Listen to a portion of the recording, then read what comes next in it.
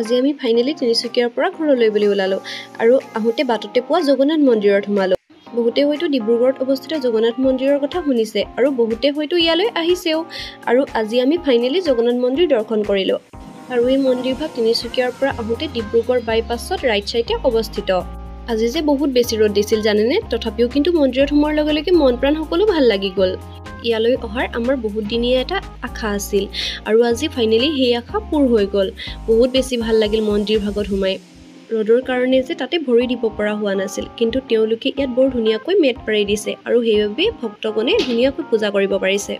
মন্দিৰভাগ আমিও দৰ্শন কৰাৰ লগতে আপোনালোককো অকণমান দৰ্শন কৰাই দিলোঁ আৰু তাতে ভক্তিভাৱেৰে সেৱা এটি কৰি আকৌ আমাৰ নিজৰ যাত্ৰা অভিমুখে ৰাওনা হ'লোঁ। আৰু আহি পাই গ'লোহি মোৰ মা ঘৰ। আৰু এয়া চাওকচোন, ভাইটিয়ে আজি যিহেতু ভাওনাৰ পাৰ্ট লৈছে, গতিকে সি ৰিহাৰ্চেলত ব্যস্ত। যিহেতু এইবাৰ প্ৰথম ভাওনা পাৰ্ট লৈছে আৰু তাৰ বহুত বেছি ভয় লাগিছে বোলে। তাৰ লগে লগে ভাগিনীয়েকো তাৰ লগত আখৰা কৰিবলৈ ব্যস্ত হৈ গ'ল। আৰু এইফালে এয়া আহি গ'ল ভাইটিৰ বন্ধুয়েকৰ মা দেউতা।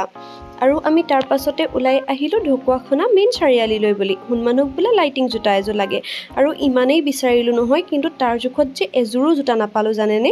আৰু তাৰ পাছত সি অলপ আমনিও পিছে কৰিলে দেই জোতা লাগে বুলি। উপায় নাই আৰু কি ক'ব।